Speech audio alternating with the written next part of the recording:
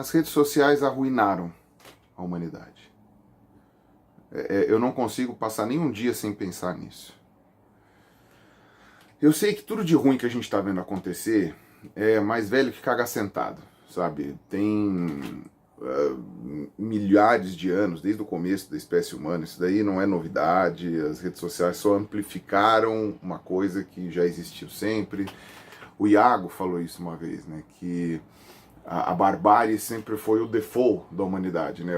O normal da humanidade. Não quer dizer que a gente deva viver na barbárie hoje, né? A ideia é sempre essa, né? Até aí, a seleção natural, no sentido de que vença o mais adaptado, que eventualmente é o mais forte, a seleção natural diria que vivem esses e que se explodam os outros, né? Morrem mais cedo, morrem de forma injusta. Não interessa, né? A vida na selva, a vida natural, assim, selvagem, ela não é moral, né? Ela é amoral, não tem nada positivo ou negativo.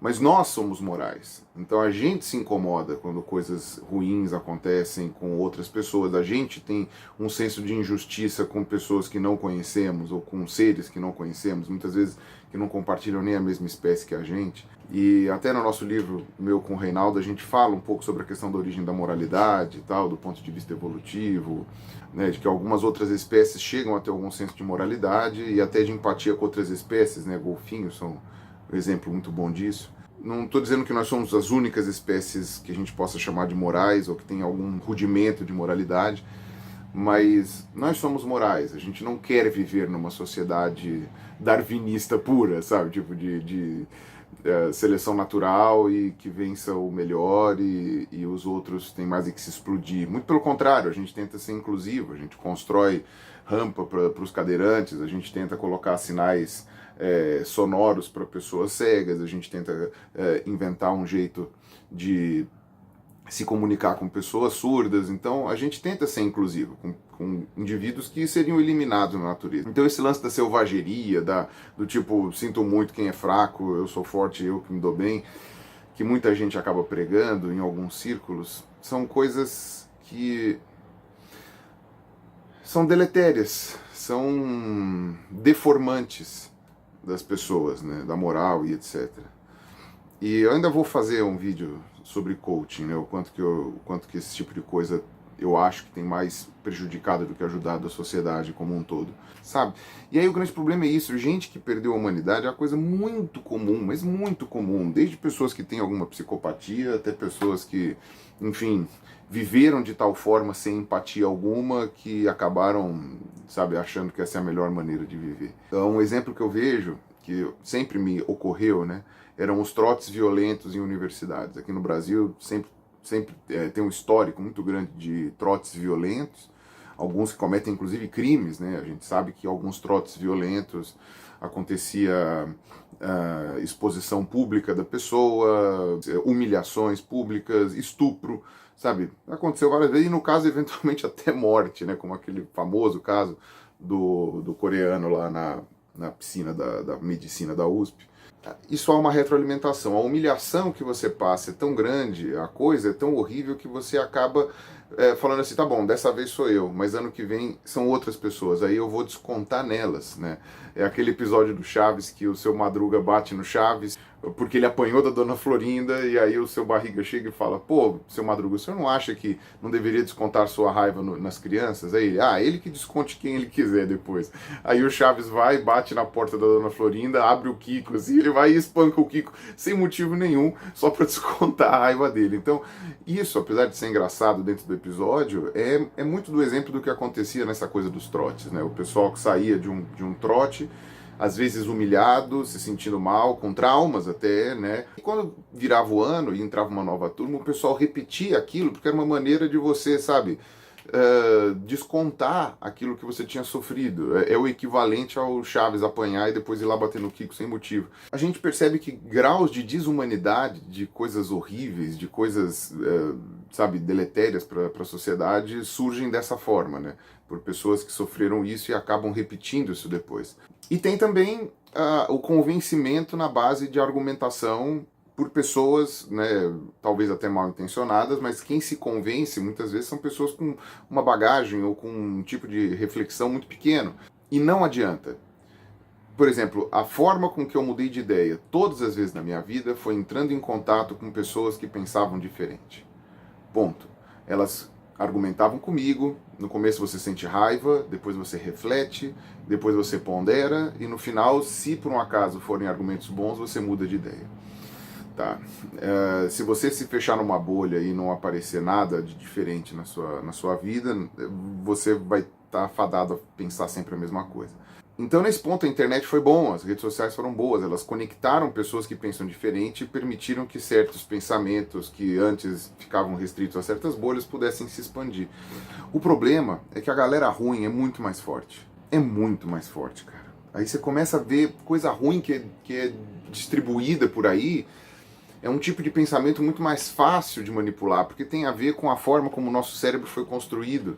Descobri ontem a existência de um cara que aparentemente é psiquiatra, sei lá, que tem, assim, milhões de seguidores. Um cara que eu, sei lá, nunca tinha ouvido falar, aparentemente é milionário, né? Tem um vídeo dele se gabando até de que o pai dele ganha super bem, etc. Faz 6 dígitos por mês. Eu ouvi um vídeo dele, tá? Eu não vou ser injusto, eu ouvi um vídeo dele que, assim, é deformante. Não é nem que é desinformante, ele é deformante, ele deforma a moral, aquilo ali. Ele diz que os pais homens, né, eles não têm que perder tempo dando atenção e amor a seus filhos. Eles têm só que trabalhar e dar sustento para casa e que se exploda o resto. A mãe que se vire para dar amor para os filhos. Isso arruinou o meu dia. Arruinou o meu dia, sabendo que as pessoas deram voz para uma pessoa que tem um discurso deletério desses, que é respaldado em zero evidência científica e falando, sabe, naturalmente, com milhares de pessoas curtindo, compartilhando e dando dinheiro para ele. Você faz essas pessoas não só famosas, como milionárias. E aí, com dinheiro, elas ficam ainda mais poderosas e conseguem ainda mais alcance. E aí ontem eu fiquei pensando quando eu vi esse tipo de atrocidade, porque eu acho que eu nem preciso ficar explicando o quão horrível é isso que ele falou, né? Porque, por exemplo, eu posso dar um exemplo, já que ele deu o exemplo do pai dele, né, que não precisou dar amor para ele, e no caso ele se construiu uma pessoa excelente, etc, né, que também aparentemente ele tem um monte de filho. Eu também tenho exemplos da minha família, do meu pai. Meu pai trabalhou feito um camelo a vida inteira.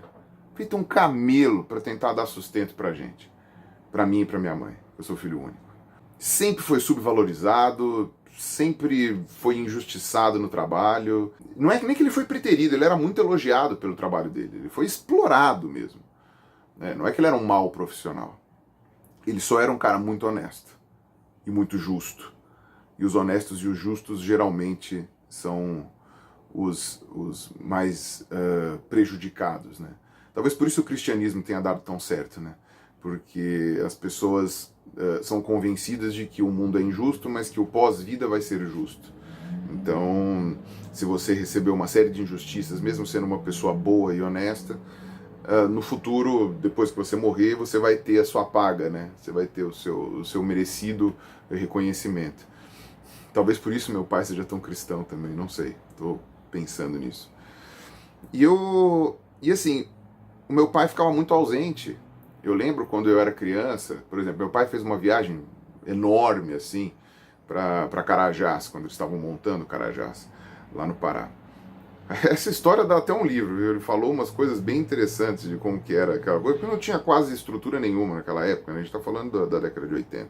E eu lembro que quando meu pai voltou dessa viagem, sabe quando eu olhei para ele, eu falei assim, eu não acredito. É difícil uma criança chegar e falar assim, eu não acredito que é você.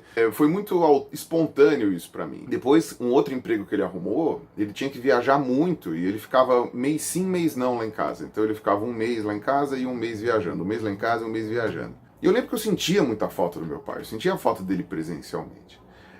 Às vezes que meu pai estava em casa, ele era extremamente presente comigo. Mesmo cansado, mesmo com sono, ele arrumava um jeito de brincar comigo, ele arrumava um jeito de assistir alguma coisa comigo. Eventualmente ele jogava até videogame comigo. Ouvia música comigo. Mesmo no pouco tempo, no esparso tempo que meu pai tinha. Ele não deixou em nenhum momento faltar comida na nossa casa. Ele não deixou em nada faltar coisa na minha educação. Mesmo que eventualmente ele se prejudicasse. Eu não tenho um A para falar do meu pai. E não faltou carinho, não faltou amor. Sendo que se você for olhar do ponto de vista antropológico, isso foi parte do que a nossa sociedade criou para deformar as relações humanas. É interessante ver que esse pessoal, que inclusive fala mal de casamento homossexual, dizendo que o filho vai ficar sem a referência materna porque são dois pais, ou sem a referência paterna porque são duas mães, falarem agora que o pai simplesmente pode ser ausente desde que ele ponha dinheiro em casa. Ele pode morar no México, a família aqui no Brasil, se ele dando dinheiro, tá ok, não tem problema nenhum. É sério, poucas coisas me deixaram tão mal do ponto de vista, sabe, de falar assim, onde a gente falhou como sociedade, do que ouvir esse cara. E assim, óbvio, agora eu tô tirando da bunda essa opinião, né? Eu só consigo imaginar, já que ele tava falando do próprio pai dele nesse vídeo, eu só fico imaginando que é o mesmo princípio do trote. Ele deve sentir falta do carinho que o pai dele não deu, e ele diz que isso daí formou o caráter dele, não precisava de nada disso, e que hoje essa geração mimimi aí fica querendo, sabe, ficar paparicando o filho, entendendo o paparico de uma forma diferente, né? Porque eu até entendo que de fato a gente tenha pais hoje que paparicam demais seus filhos, deixando eles imaturos, mas é completamente diferente de não dar carinho e não dar amor, entendeu? Não impor limites é diferente. Muito pelo contrário, impor limites é uma forma de amor, né? Você vai educar mais o seu filho para o mundo. Tá, então não estou falando aqui de pais permissivos, eu estou falando de pais amorosos, carinhosos e etc. Me parece que é isso, sabe? É o trote. Ele não teve isso e por isso agora ele acha que tá tudo ok e me dá pena dos filhos dele. Porque será que ele não faz isso com os filhos dele? E eu fico pensando, sabe? Talvez fosse melhor que ele nunca tivesse tido voz, um cara desse. Eu não estou falando da internet como um todo, tá? A internet como um todo, eu acho que trouxe muito mais benefícios do que malefícios. Mas as redes sociais como um todo, eu estou começando a achar que os malefícios superam os benefícios. Eu já estou, tipo assim, me convencendo disso dia após dia. Que elas deformaram a sociedade. Porque ao mesmo tempo que elas colocaram pessoas que sofriam preconceito ou que eram muito isoladas em seus mundos em conjunto, elas uniram essas pessoas, que são maioria, que são muito mais pessoas, que são muito mais fortes, que são muito mais ricas, e colocaram elas em conjunto também. E aí não tem jeito, sabe? O elefante esmaga o rato. Só que a gente não quer viver numa sociedade em que as pessoas fortes destroem as pessoas fracas, sabe? Richard Owen e Gideon Mantel, né, dois paleontólogos famosos lá da metade do século XIX, mais ou menos, que o Owen, que era muito mais poderoso, era diretor do Museu Britânico e tal, não sei o quê, ele conseguiu destruir o paleontólogo que era melhor do que ele e que era pobre, não tinha muitos recursos. Depois, quando o cara morreu, ele teve uma fratura na espinha. O cara quis expor aquela espinha no museu, sabe? Pra dizer assim, ó, eu venci, sabe? É um tipo de sadismo, de maldade que está sendo novamente acessada pela população, que estava, não toda, mas pelo menos não nos países que possuem princípios democráticos e tal, uma coisa que estava limitada, estava restrita. Tanto é que quando iam pessoas de países diferentes, ou ditatoriais, ou que tinha aquela questão teocrática e etc., como, por exemplo, muitos países muçulmanos, quando eles começaram a imigrar para os países ocidentais, o pessoal do ocidente começou a ficar horrorizado com a cultura deles, de tipo, a mulher ter que ficar vestida de bujão de gás o dia inteiro, sabe, você não ter liberdade para fazer certas coisas e tal. Quando você percebe esse tipo de realidade, me soa muito estranho essas pessoas que criticavam os muçulmanos quererem agir de um jeito parecido. Essa semana teve aquela polêmica do beijo lá na revista em quadrinhos, que o Crivella quis censurar na Bienal, aí o Felipe Neto comprou sei lá quantos livros de temática LGBT e distribuiu de graça. As pessoas hoje na internet, hoje mesmo no Twitter, estavam comentando sobre, sabe, tipo, pais protejam seus filhos contra o Felipe Neto, etc. Pra lá, agora os pais têm que ser presentes, né? Eles não têm só que trazer dinheiro para casa, agora eles têm que trazer também algum tipo de preocupação, sabe? Tudo bem, eu sei que não foi isso que o psiquiatra falou lá, mas tipo, sabe, para pra pensar, você proibir as coisas no autoritarismo, a gente sabe que isso nunca funcionou muito, né? Serve tanto para o governo, né? Boa parte dessas pessoas não gostam do Estado, dizem que o Estado tem que ser menor, não pode ser autoritário e exigir coisas. Por que você acha que o Estado exigir coisas não funciona na população que fica com raiva e o pai que exige coisas não funciona no mesmo sentido com relação ao filho ou à filha? Tipo, meu pai sempre obrigou a fazer tal coisa e por isso vou fazer o contrário. Eu lembro que meu pai, ele sempre foi uma pessoa muito do diálogo, ele sempre gostou de conversar muito, quando ele queria mostrar o ponto de vista dele. Ele era muito persuasivo, inclusive. E uma vez eu vi meus amigos comentando que os pais deles eram muito agressivos, né? Batiam neles ou impunham coisas e tal. E eu lembro que eu falava isso com meu pai. Às vezes meu pai falava, respeito você não impõe, respeito você conquista. Eu sempre guardei isso na minha cabeça com uma força tão grande, cara. Você impor o respeito eventualmente gera até o efeito contrário. A pessoa te respeita na tua frente e quer te apunhalar pelas costas por trás. O meu avô materno, né, ele era um cara meio militarista, assim, né? Bom, ele tinha feito parte do exército uma época, mas aí ele saiu, pá. Também se ferrou a vida inteira, tá? Eu sei que meu avô teve também uma situação muito peculiar.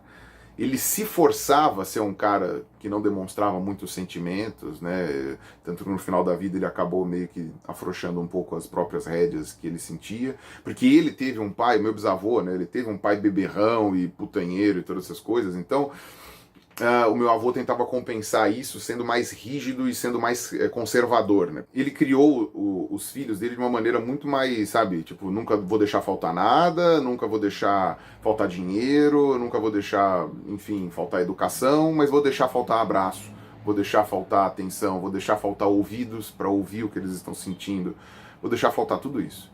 E todo mundo ficou com problema naquela família. Todo mundo ficou com problema. Minhas tias, minha mãe, meu tio, todo mundo com relação. Obviamente que tem vários outros motivos para ter problema, mas para alguns casos a gente vê claramente que foi falta de carinho paterno, por causa do meu avô. E você via que não era porque ele não queria ser carinhoso, é porque dentro da cabeça dele ele não podia ser carinhoso, porque isso ia ser uma fraqueza, porque isso ia degenerar sei lá o quê. Eu fico imaginando quantas pessoas hoje, pais, homens, né, vão ouvir esse tal desse psiquiatra aí e agir dessa forma. Ele está pegando um problema que talvez ele enfrente em escolas, essa coisa assim de pais permissivos, e ele está traduzindo isso de um jeito completamente errôneo e anticientífico. Então eu não sei até que ponto valia a pena. O mundo antes das redes sociais, ele era mais tacanho nesse sentido, né? As pessoas tinham acesso a menos ideias, as pessoas tinham acesso a menos pluralidade, as pessoas que sofriam preconceito tinham menos alternativa, sei lá, assassinatos que o Estado fazia, a gente não ficava sabendo, corrupções que o Estado fazia, a gente não ficava sabendo. Então isso foi muito bom as redes sociais aparecerem. Por outro lado, até que ponto não era melhor isso acontecer? E em compensação a gente não tem que ficar não tem que ficar ouvindo esses imbecis que têm um discurso muito sedutor, né? Porque charlatão sempre existiu, curandeiros desses que vendem óleo de cobra e ganham muito dinheiro em cima sempre existiu, mas eles tinham um alcance restrito, eles tinham que estar fisicamente perto dessas pessoas. Hoje não precisa mais. Hoje um charlatão de São Paulo pode enganar um cara no Acre, uma mulher nos Estados Unidos, pode enganar onde ele for, sabe? Até que ponto isso não é mais deletério do que o que estava antes? E aí eu vou chegar num ponto que é o mais importante que eu acho, que agora está acontecendo. Comigo, pelo menos, eu vejo acontecer com todo mundo. Tá todo mundo deprimido. Depressão virou, assim, carne de vaca. Todo mundo deprimido ou com algum problema com relação a isso. Eu fiz um vídeo sobre depressão, especialmente em youtubers, mostrando coisas que a ciência já disse, que os artigos já disseram sobre isso. Eu tive até a ajuda do Felipe Epaminondas, né, que é do Boteco Behaviorista. Ele também tem um canal no YouTube, né, que é psicólogo lá acho que no Mato Grosso. E esse vídeo ficou bem legal, muito bom, eu acho. Eu gosto bastante desse vídeo, falando sobre depressão em youtubers. Mas todos os artigos que eu li perpassam por redes sociais. O youtuber, né, ele tem só uma pressão a mais para desenvolver depressão por causa do impacto que ele gera e da quantidade de feedback que ele recebe. Mas todo mundo nas redes sociais fica exposto a mais elementos para ficar depressivo. Óbvio, não dá para bater o martelo no que diz respeito a isso, mas é o que os dados têm mostrado cada vez mais. Então eu acho que as redes sociais são o mal do mundo. Eu acho que os benefícios que elas trouxeram não estão superando os malefícios, eu não sei. E, sendo muito honesto, o maior malefício que as redes sociais têm me feito hoje é ter noção da existência dessas pessoas atrozes e desumanas que ficam falando esse monte de monstruosidades hediondas por aí. E aí, entrar nas redes sociais é um malefício. Eu sei que o errado é você se alienar, mas está sendo necessário se alienar para manter saúde mental.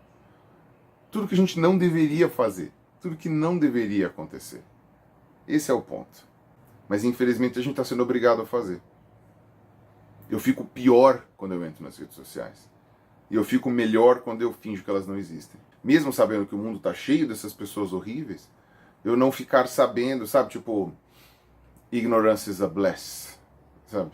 Is a gift. O cara da Matrix lá. Prefiro ficar na Matrix do que sair dela.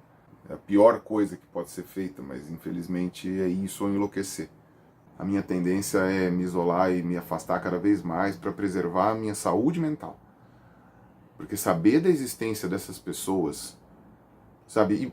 E aí eu fui ver o perfil desse cara, ele é seguido por pessoas que eu adoro. Alguns amigos pessoais meus, algumas pessoas aqui do YouTube que eu considero, assim, pessoas brilhantes. Como estão seguindo um ser humano desses? Aí você fala, não, tudo bem, eu estou seguindo essa pessoa justamente porque eu discordo e eu quero saber o ponto de vista. Mas você está dando número, está dando relevância, está dando, sabe, eu falei isso daí uma vez, né, o hate amigo, né, o hate amigo. Eu vou colocar esse vídeo aqui também, né. Sei lá, gente, falimos. Falimos. Tudo que a gente conseguiu conquistar como civilização nesses, sei lá, duras penas, nesses últimos 1000 anos, a gente está perdendo e as pessoas estão achando legal gostar da barbárie, defender a barbárie, as pessoas estão achando legal entender o mundo de uma forma preconceituosa, segregacionista, estão justificando isso com ideologias e com pontos de vista. A gente elegeu um presidente, e digo a gente como brasileiros, que vindo com um discurso moralista, né, supostamente cristão, e de honestidade contra a corrupção, a gente está vendo que, na verdade, o grande problema era derrotar o que pensava o contrário. Porque a corrupção não sumiu, nem diminuiu. Ela só está agora sendo escamoteada, literalmente, né, com tentativas de que não se investiguem as coisas, como já acontecia, mas agora está acontecendo também com aqueles que diziam que eram honestos. E além disso, essa moralidade que está sendo pregada é uma moralidade que aumenta preconceito, e não é meramente conservadora, é retrógrada. Um tipo de retrocesso para a barbárie. É um tipo de coisa que as pessoas criticariam nos países menos democráticos e mais teocráticos, como, por exemplo, alguns países do Islã. O tipo de coisa que as pessoas criticariam, mas quando é na nossa sociedade, se não for muçulmano, se for cristão, aí não tem problema. E na verdade não é cristão, tecnicamente, né? É a interpretação que a pessoa dá, né? É o cristianismo a granel, né? Aquilo que eu acho que é legal do cristianismo, eu pego, aquilo que eu não quero, porque dá trabalho, né? Tipo, isso daqui não é cristianismo, isso aqui, não, mas quem é perfeito é Jesus, eu posso pecar. Sei lá, gente. Não vejo luz no fim do túnel, não. Nenhuma.